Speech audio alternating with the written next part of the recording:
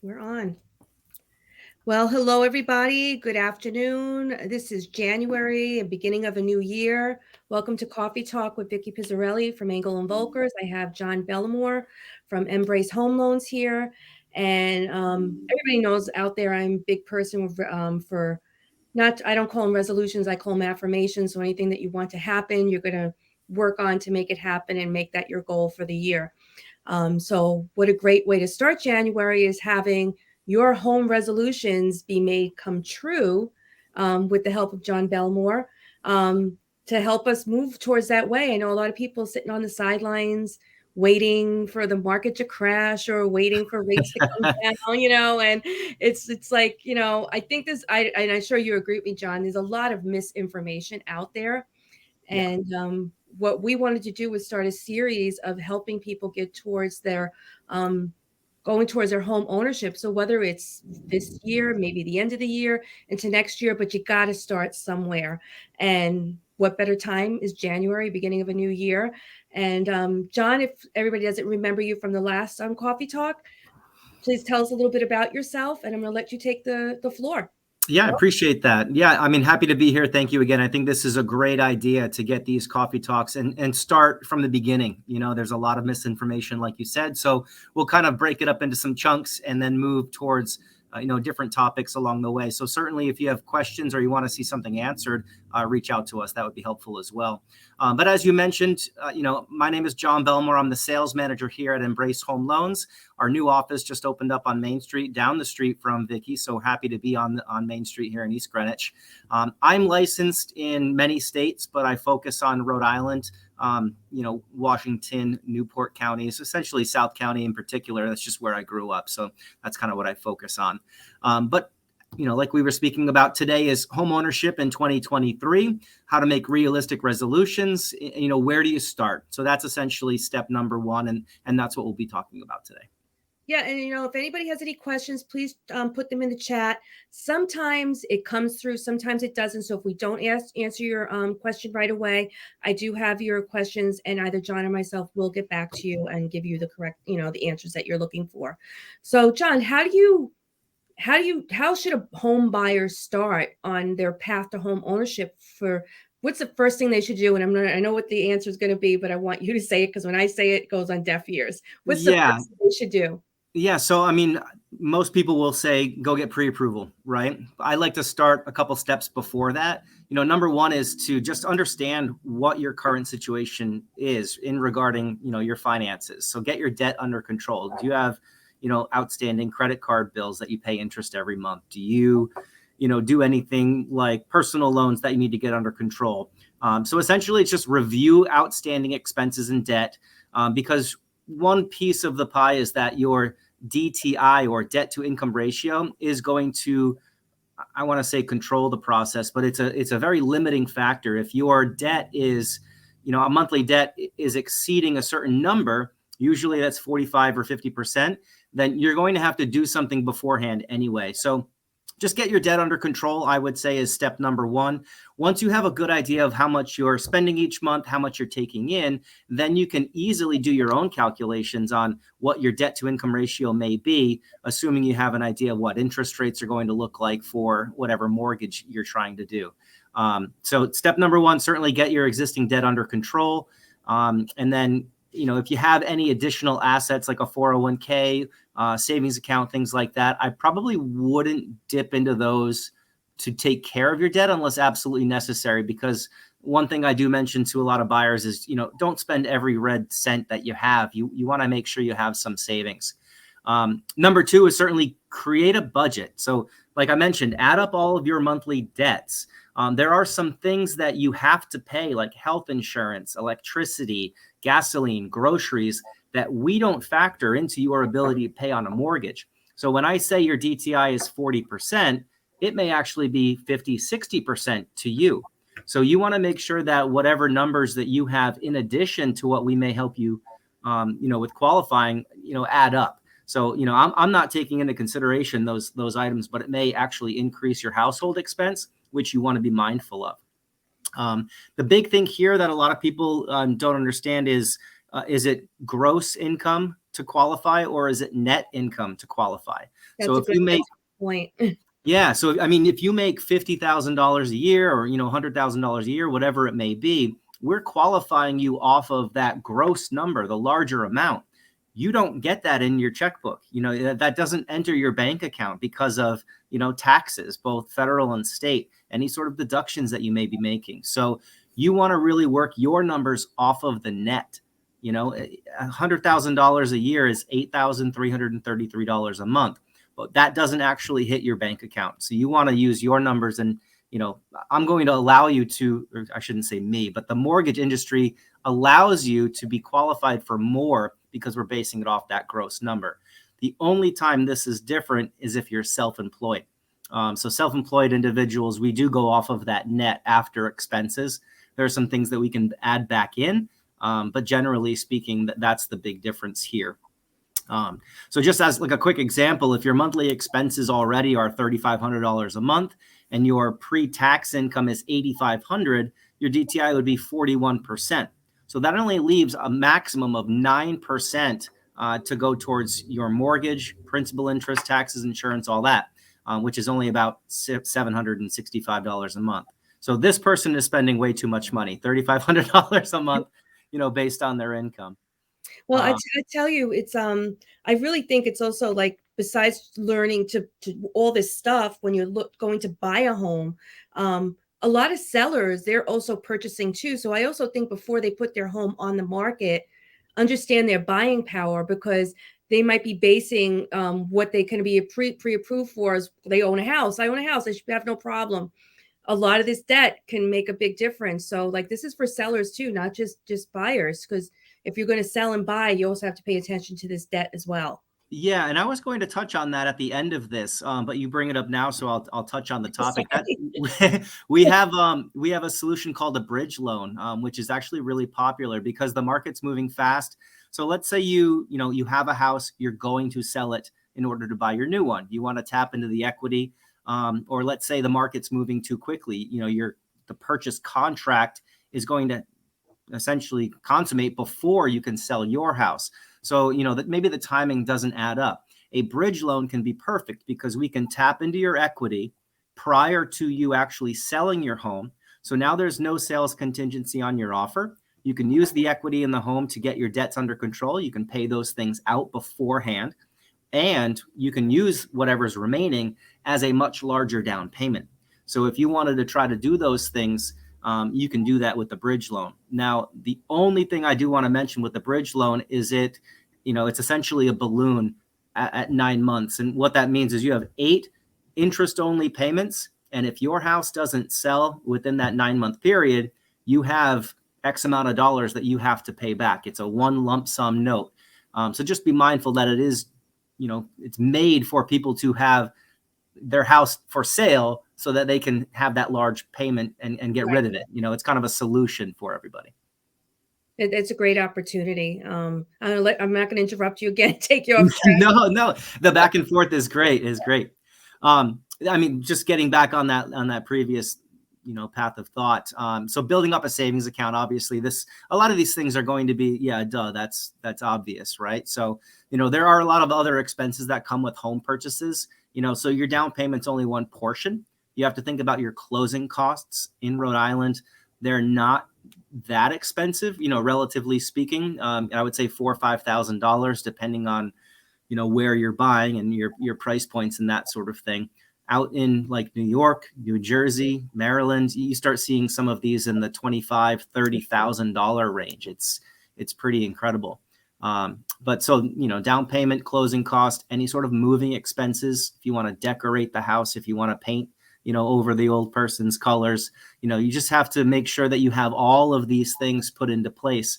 And this doesn't even go into the idea of, outside expenses. So you're going to want to get a well test done. If you have a well, you're going to want to do the appraisal and the inspection. Each one of these is, $500, $600 to get those things done. Yeah, homeowners insurance. Yeah, these things all chip away. That's a good point, actually. Most insurance companies want you to pay for a full year of homeowners insurance up front. So in some cases that can be, $200 a month times 12. You're looking at $2,400 that, needs to be paid on top of all of these expenses. Now, let me ask you a question. This topic has come up quite a bit lately. In my end of the field, solar panels. How does that affect when a borrower has a mortgage and now they're taking on? Because a lot of people don't seem to realize in the state of Rhode Island, solar panels, they say you own them, but you're really financing them. It's a lien on the property. Correct. They just use a different way of wording it to get you to buy them. I Yeah. personally am not a big fan of solar panels, for the reason that I think it's very misleading to the public when they're purchasing it, and it makes our job a lot harder. And I know if there's a lien on the property and they're going to assume it, it's another debt. And how does that apply? How does that come into account when you're going for a mortgage? So most times they're not assumable. Most times. So if there's a debt, the seller would have to use their proceeds to pay that out, right?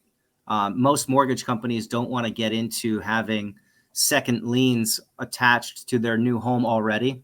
It creates, I mean, it can happen, but it just creates a messier situation. So the preference is to have the seller, from their proceeds, pay that out so that it's closed and done.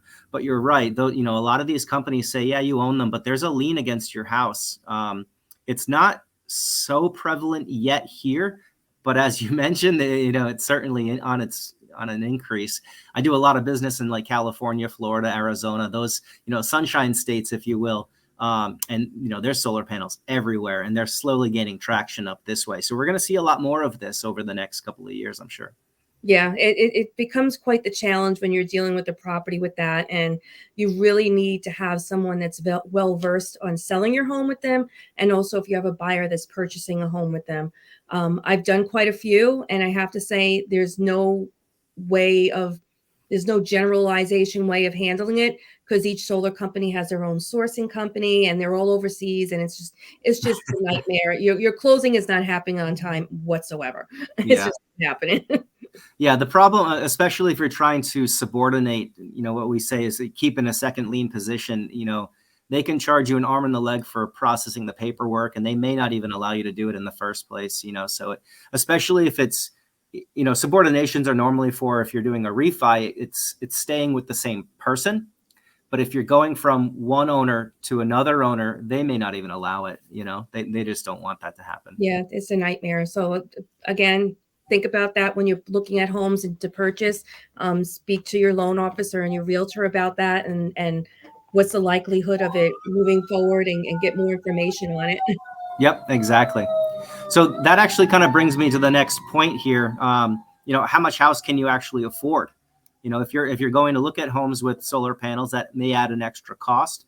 A lot of people see solar panels as a plus, and so they increase their sales price because of it. Home prices are up quite a bit since the start of the pandemic. Now we're going, almost a 3-year period at this point, actually. So 43% increase, in a 3-year period is pretty astronomical. Median home prices nationally are about $440,000. Here in Rhode Island, it's slightly higher. It's not by much. Mortgage interest rates are somewhere between 5 and 7%. This is the highest since about 2008. The good news is, and it's not all doom and gloom, interest rates are slowly going down very little. So we are actually at some of the lowest levels we've seen in about 4 months.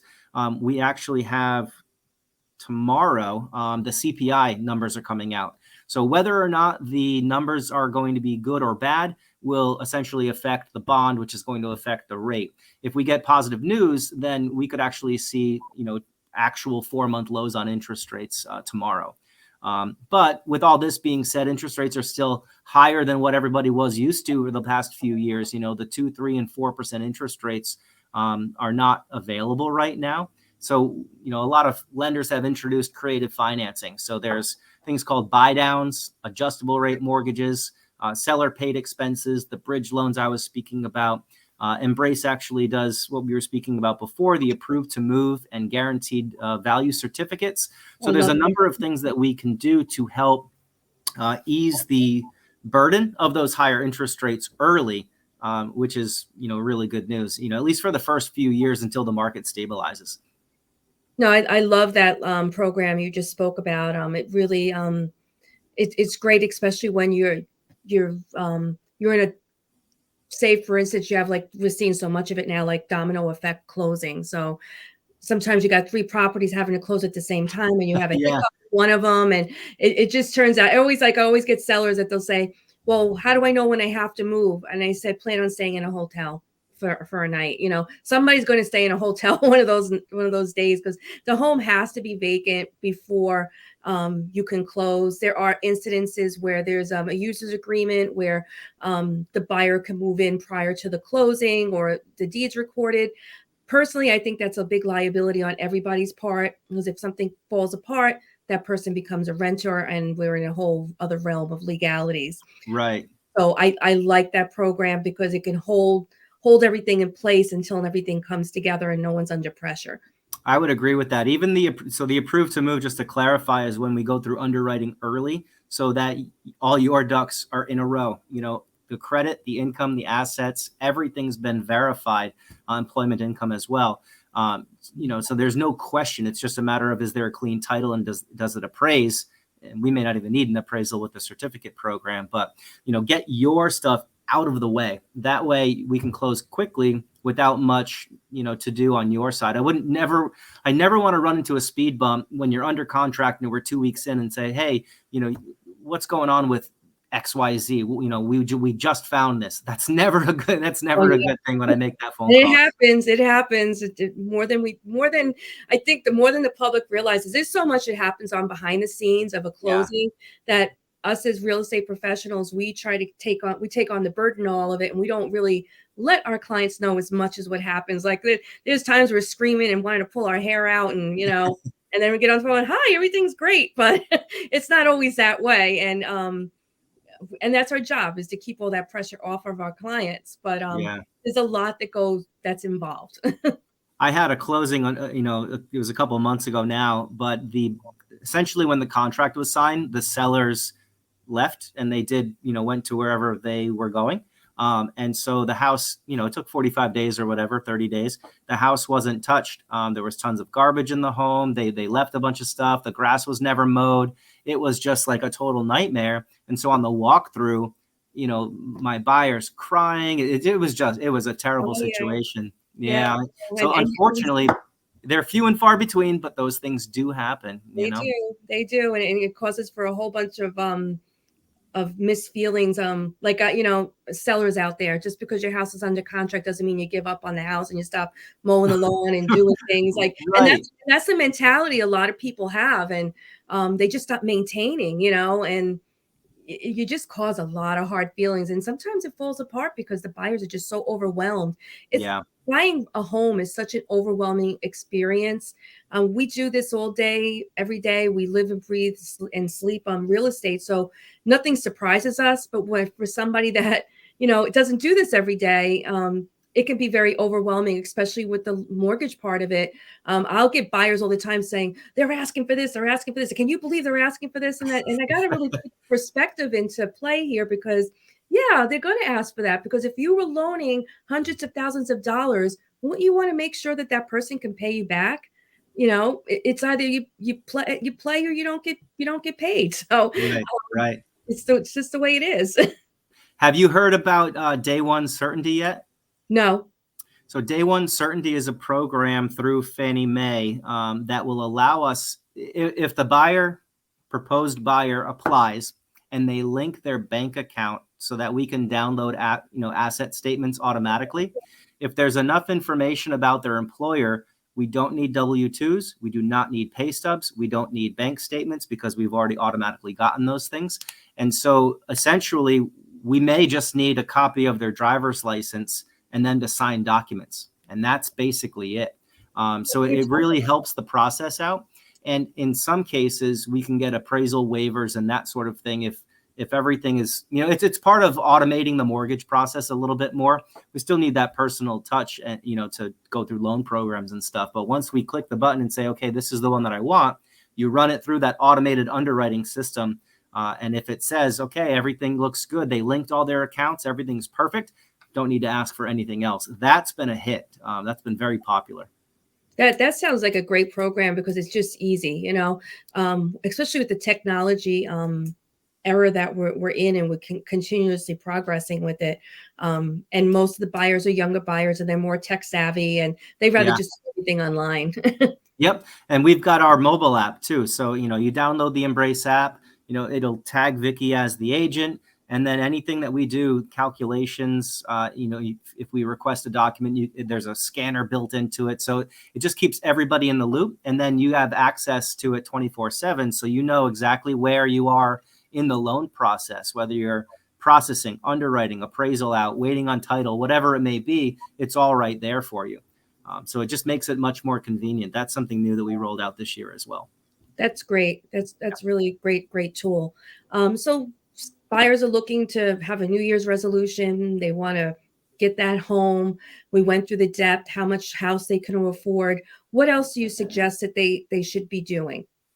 So, once you have your assets and everything in line, and then you understand how the mortgage payments, you can go really deep, right? So you can have a surface level understanding. Okay, I know how much I make, I know how much my expenses are, and I know how much I have in savings, right?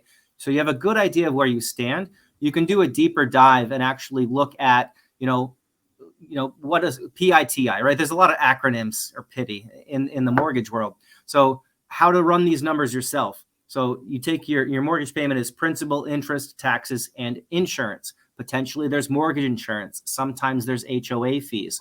So you want to make sure you can kind of do a deeper dive and break that out so you can make the minute adjustments. Borrowing 300,000 at 6% is one thing.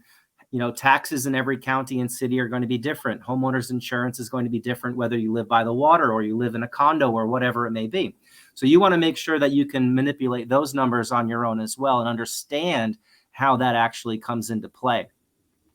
Additionally, when you are approved and you're searching and you have Vicky as your realtor, what do you want in a home? What features do you actually need? There's so many houses out there with different locations, different neighborhoods. Do you have kids? Do you have dogs? Are you one income household? Is there many incomes there? Do you want a large lot to maintain? Do you want something that's smaller and easy? So there's a lot of different things that you have to think of, outside of financing. This is kind of what falls on your plate, Vicky. I'm sure more than mine, so you could probably speak to this more so than me. Yeah, no, I mean, I really feel like the first step is to speak to a loan officer, because you can't do anything until you know how much you could spend. It's like you want a Mercedes-Benz car and you go to the dealership and you realize you can only afford a Hyundai. So it's like you really have to do the due diligence, because when you start looking at Mercedes, the Hyundais are never going to look good to you after that. Right. So don't even bother looking until you actually know how much you can spend.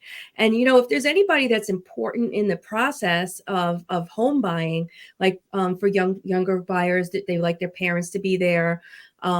Some single buyers, they might want their significant other there to give an opinion. Have those people on the showing, but also keep in mind, and you're going to say this, you're going to agree with me on this. When you buy a home, everybody becomes a loan officer and a real estate agent.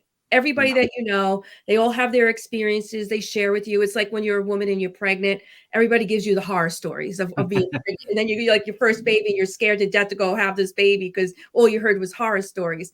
But you have to understand, when you're buying a home, it's like a personal experience. No two experiences are the same, because everybody has a different financial history. Everybody has a certain need.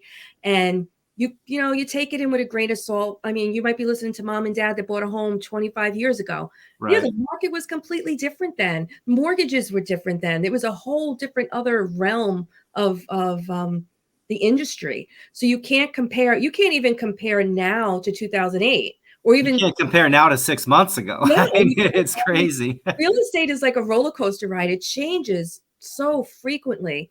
And that's why you need to have a professional. I love it when people say they'll call me on a listing and I go, how are you doing your home search? Oh, I'm just going through Zillow. I'm just going through Trulia. I'm just going through realtor.com. I'm going to go directly to the listing agent because I'll get a better deal. Well, yeah. Careful on that one. well, the listing agent works for the seller. Remember that. Yeah. That agent works for the seller. Their commission has been negotiated. They're not making any extra money because you decided to go to that agent. you're really best to have your own representation because that person, that buyer's agent, is looking out for your well-being. I think that's a really big misconception. I also think on your end of it, the misconception is when a buyer's already in contract and they're getting their mortgage going, and all of a sudden they see these low rates being advertised somewhere. They don't realize those rates are buyer specific. Am They're I buyer correct? specific and they're usually the most perfect scenario ever, right? Yeah. Or when you're talking about averages, like the national average, whatever, the average is everybody, and they just, from 3% interest rates all the way up to 8, and they whatever the average is. So most of those have points, 20% down or more. They're at a higher loan amount because as you get higher loan sizes, the interest rates get slightly better. So there's not just like one interest rate. I get the question all the time. So, what's the rate? Like there isn't a the rate. It's very unique. And future coffee talks, we'll get into how this Yeah. actually works out. But there's a lot of handles. I like to use the analysis of working like a carousel or something like that. There's 6 levers in front. If I roll one forward, the other one pops back. So I have to find that sweet spot on all of them to work, within your box of approvability. So there's a lot of moving pieces. Yeah, a lot of people don't realize that there's a lot more into it. Like I'll hear it all the time. We're like 2 weeks away from closing. Oh, I'm going to switch lenders. They got a better rate. I'm like, what are you doing? It's buyer specific. Everybody has a different debt history, different job history. So you have to be very careful and don't listen to all the chatter out there. Like I said, everybody becomes your advisor on buying and selling a home Yeah. when you're not in the industry. Like I'm not a dentist. I'm not going to tell you how to take care of your toothache. That's not my field. Everybody thinks real estate's easy, and that's why we get so many people jumping in and jumping out, because when they jump in, they realize, oh, this is a real job. This is. Yeah. I always tell agents when I'm sitting down with new agents, like, my big question is, what are you going to do if this doesn't work out for you? And they're like, oh, I'm going to get another job. Well, then right there is telling me your mindset is not in it. And Right. I always say this is probably one of the hardest jobs you'll ever have in your lifetime. Well, it should be a career, right? I It think that's is. the It point you're is. trying to make, It is. It's like on our end, we're dealing with so many different scenarios and so many different personalities, and you become a lot of different things to different people, and it's not as easy as it seems. And when you're going for that mortgage, you really have to take the advice of the trusted loan officer that you're using, because like John, because they're giving you the advice that you need to hear, not what you want to hear. Yeah. And I think that's the biggest thing you should look for in anybody is you want to hear what you need to hear, not what you want to hear. Anybody that's promising you the world, I'm sorry, I personally think it's false promises.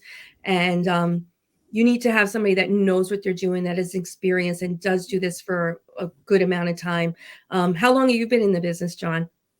So I have been with Embrace for about 8 years at this Mhm. point. You've seen a lot. Yeah. So, Lots I lots I happened was in a year.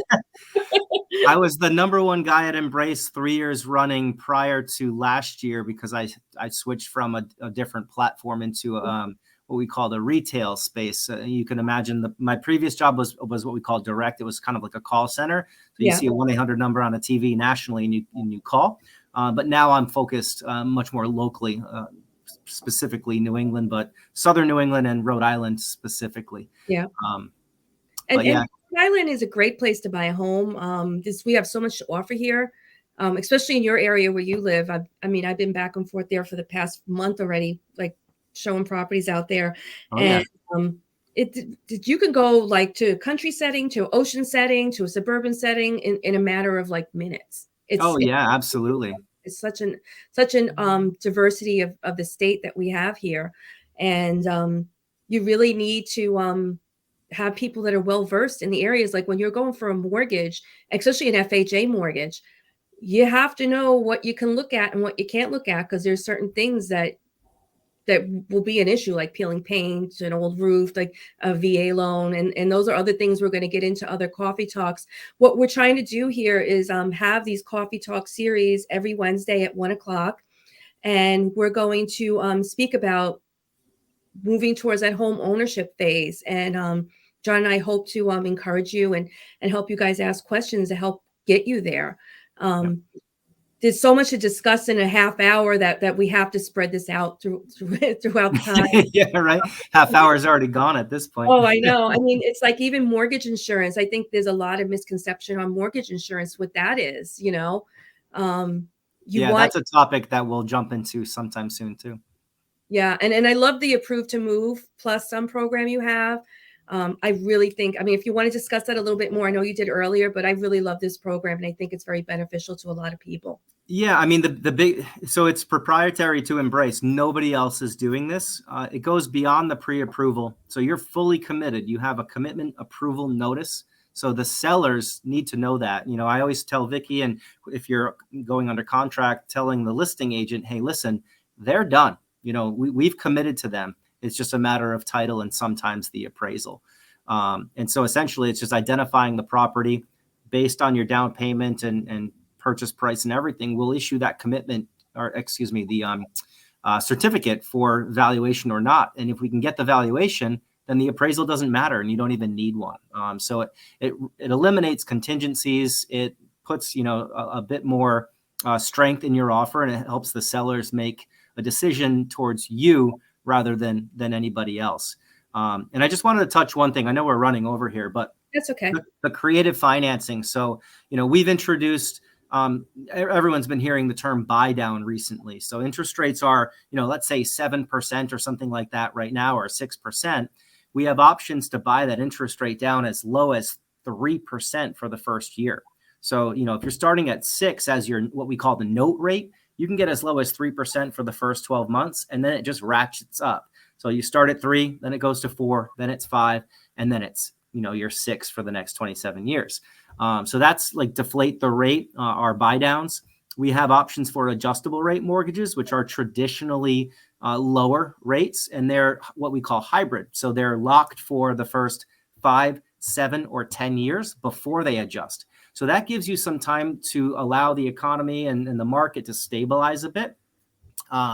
We also have the bridge loans that we were speaking about before. So if you know, have a house to sell and it's impeding your ability to buy, we can remove that, you know, from the equation for you. And then finally, just the guaranteed value certificate. So there's a lot to speak about, many different options that don't work. You know, it's not just one color for everybody. You know, go through your unique situation with yourself, your spouse, whoever it may be, speak to a lender, and then we'll go over all of your options specifically. When you get your pre-approval letter, we start collecting documents and we'll get you approved. That's our Approved to Move program. And then when you identify houses, we can determine what is the best down payment for you. What do the property taxes, insurance, and your total mortgage payment look like? How does that fit into your household budget? When you actually go to make an offer, are you going to ask the seller to help pay for maybe, you know, a buy down? Because that's how the buy downs work.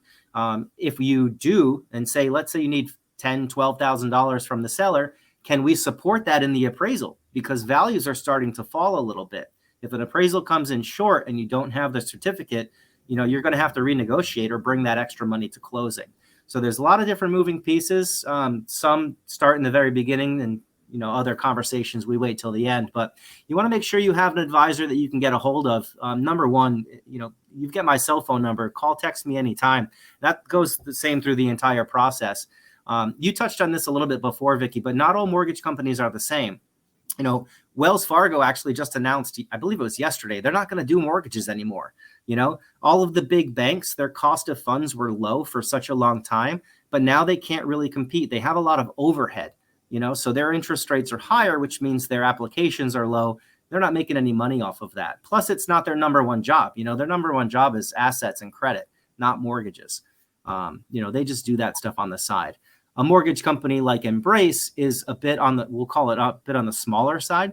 You know, I think we have 700 employees nationwide, but we're owned by one individual person. It's headquartered in Middletown, Rhode Island, and we've been around for 40 years. So we don't have, you know, we're not publicly traded or anything. Like, we don't have to make money on people, you know, the way that other companies have to do so. So we're just a little bit different, a little bit more nimble in what we're able to do than a lot of the other lenders that are out there. Yeah, that's great. Nothing like supporting a local business as well. Yeah. Um, it's you don't become another number. You become an actual client that somebody cares about. Absolutely. I like I've said, I've been here at Embrace for 8 years. I think the standard tenure on Hmm. both sides, agents and LOs is probably 2 or 3. They just bounce from company to company. Realtors are Um, the same way. yeah, It's the only business that has a revolving door in each office. It's like I always find, like, realtors leave or loan officers leave a place that they're at because if they're not doing well, they blame where they work, and it's you that is the problem. yeah. Generally speaking, I would agree with that for sure. Yeah, I mean, so if anybody wants to contact you to talk about this further, your contact information is on the screen. I'll Yep. also put it in the chat for everybody as well. Um, like I said, John, we have so much to talk about getting that path of home ownership. So if you're ready for having a New Year's resolution of getting a home, I would say don't assume you can't buy a home because you looked at Credit Karma and your credit score is not right. Right. It's a whole other process on how your mortgage, if you're qualified for a mortgage, is configured. So call John for that, and don't hesitate. Don't wait to the last minute because it might take a couple of months if you're a little hesitant or you might have some credit issues to get it to that point. My prediction for the spring, and you tell me if you agree, I think we're gonna have a very strong spring market. I think that the sellers still have the edge in certain areas. I wouldn't say all areas, but certain areas of Rhode Island and the nation, the sellers still have a little bit more edge on what they can ask for. Um, I don't think we're going to see a buyer's market probably for another year. And I think we're just going to stabilize. That big crash everybody's waiting for, Yeah. 2008, it's not happening, people. It's just not happening. We're seeing now at open houses with 30, 40 people are at open houses now. And it's the beginning of the winter, a dead of winter right now, which usually is slow. So it goes to show you which way it's going. So if you're looking to buy a home, don't wait till in the spring when the weather gets nice. Now is when you're going to get your better deal. Yeah, both interest rates and values are starting to slide just a little bit, and I think they're trying to find that sweet spot, and I think people are picking up on that, and they don't want to lose out. So, Yeah. um, Don't wait. It's a now. If you want to do it, now's but I mean, I have to say I have my best years in the winter, best time of the year, because everybody else is like relaxing, enjoying being home. right, I'm out there. I mean, I sold a really nice home a few years ago in the middle of a snowstorm. The buyers, I was like, well, if you're game, I'm game. I got four-wheel drive. I'll go. So right. like just do it, guys. Don't put it on the back burner, because if you always put something on the back burner, is something else is going to happen. Whereas you just say, "Ah, I'll just wait." If you're not sure, speak to John. Ask him. What if you qualify for a mortgage? Don't assume. Yeah, and there's no cost or commitment to speak with me. I get that question a lot, like, how much do I owe you or what? No, there's nothing like that. When you're going through this application process, never, ever, ever pay an application fee. There are companies out there that charge What that. do you do? Do not pay anything like that up front. That's ludicrous. You want somebody who is a fiduciary that's going to act in your best interest, give you clear, transparent, honest answers. If you're not getting what you deserve from your lender or your realtor for that matter, make sure you speak to somebody else, because it's a huge decision to purchase a house. You want to do it right. You want to do it right the first time. Exactly. Well, we had a lot to talk about in a short amount of time. We went a little over, but there was just so much to really speak about. I want everybody to stay tuned next Wednesday at 1 p.m. We're going to be here again talking about your pathway to home ownership. And again, John, love your energy, love what you have to offer. And thank you for being here. I Thanks for appreciate it. having me. Yeah, absolutely.